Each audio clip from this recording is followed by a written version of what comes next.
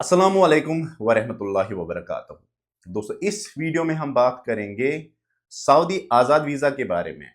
Saudi में आज़ाद visa क्या होता है, इसमें कौन से रिस्क फैक्टर्स रहते हैं और इसमें आपको कितना पैसा एक सऊदी कफील चार्ज करता है एक आज़ाद वीज़े का।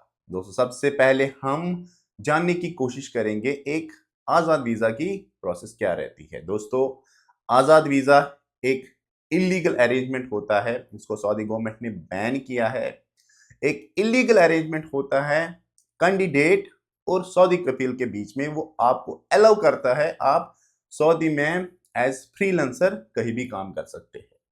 अब समझते हैं जो सऊदी का कफील है वो गवर्नमेंट से किस तरह वीजा इशू करवाता है अपने बिजनेस के लिए और फिर मार्केट में बेचता है। सबसे पहले ये गवर्नमेंट से रिक्वेस्ट करता है अपने बिजनेस के लिए, अपने काम के लिए वीजा।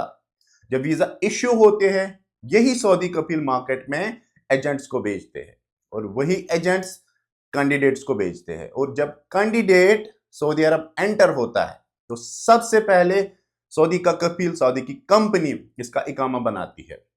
जब इकामा बनता है तो दोनों में एक म्यूचुअल अंडरस्टैंडिंग होती है कि अगर आप बाहर काम करते एज फ्रीलांसर, इकामा का पैसा देना है और मेडिकल इंश्योरेंस का पैसा देना है। अगर आपका इकामा कंपनी का है, शिरके का है, तो आपको इकामा रिन्यूअल में 10,350 रियाल लगता है plus minimum medical insurance 2,000 riyal, यानी कि इकामा रिन्यूअल के लिए आपको कफील को 12,350 रियाल देना है। प्लस आपको 400 से लेके 500 रियाल एवरेज में हर मंथ कफील को एज सर्विस चार्ज देना है। अगर आपका इकामा एस्टैब्लिशमेंट यानी कि मुसस्सा का है तो आपको सऊदी कफील को इकामा रिन्यूअल के लिए 5-6 हज़ार रियाल देना है प्लस मंथली सर्विस चार्ज वो है 400 से लेके 500 रियाल। दोस्तों, इसमें और एक पॉइंट आपको कफील एलो करता है।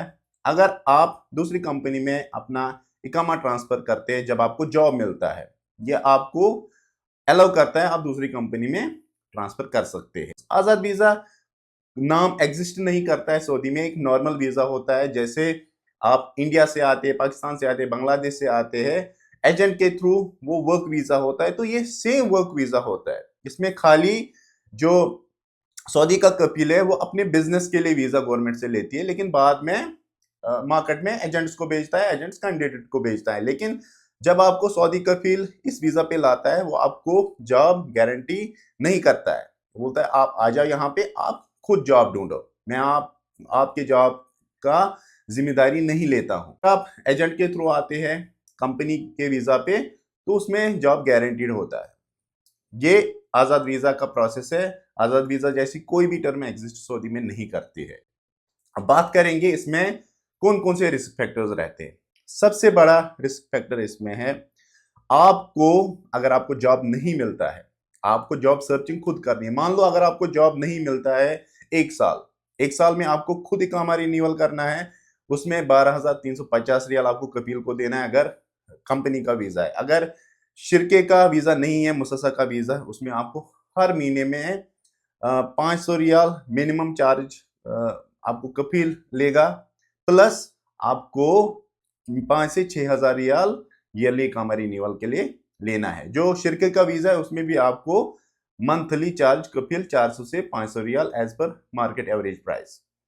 उसके बाद आपको रहना, रेंट खुद देना है। अगर आप शेयरिंग में रहते हैं, मिनिमम 500 रियाल आपको बेड स्पेस में देना है प्लस खाना, इलेक्ट्रिसिटी बिल, आपको जॉब सर्चिंग में जितना भी पैसा लगेगा आपको खुद देना है। टैक्सी, अगर आप बस में जाते हैं, आपको सारा जहां पे जितना भी खर्चा लगेगा वो आपके ऊपर है।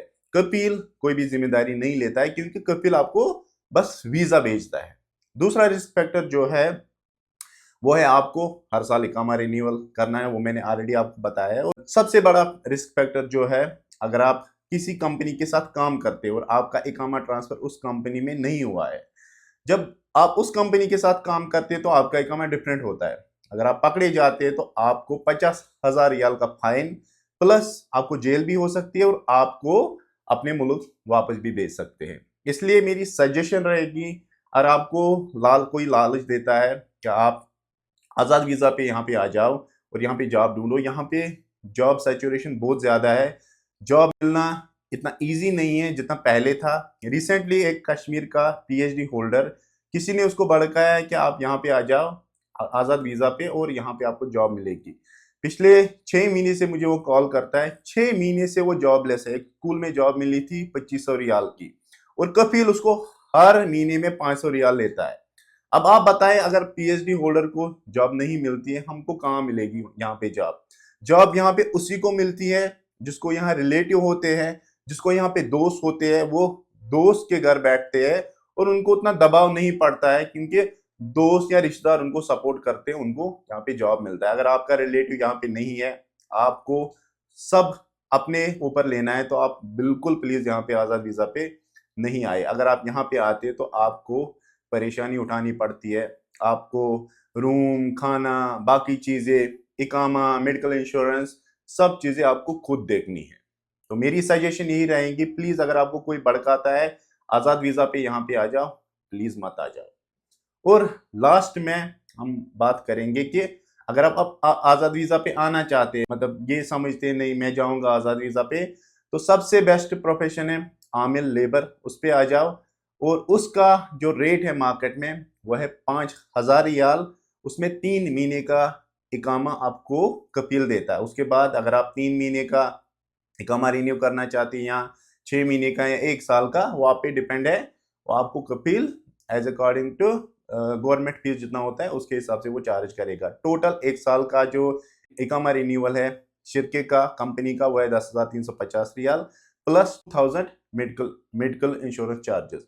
अगर मुसस्सा एस्टेब्लिशमेंट का वीजा है, उसमें खाली इकामा रिन्यूअल 650 ही लगता है, प्लस आपको कफील को जितना सर्विस चार्ज देना होता है वो उसको आपको देना होता है। वो आपको दोनों सूरतों में देना होता है अगर आप कफील के पास एज फ्रीलांसर काम करते हैं। ये था आज़ाद वीज़ा सऊदी में। आप किस तरह इसको ले सकते हैं, इसमें कौन कौन से रिस्क फैक्टर्स रहते हैं और इसका क्या प्रोसेस रहता है। ये एक इलीगल अरेंजमेंट है कैंडिडेट और सऊदी कंपनी के बीच में। तो मेरी ये सजेशन रहेगी फिर से कि आप इस वीज़ा पे कभी भी सऊदी अरब नहीं आ जाओ। Thank you very much.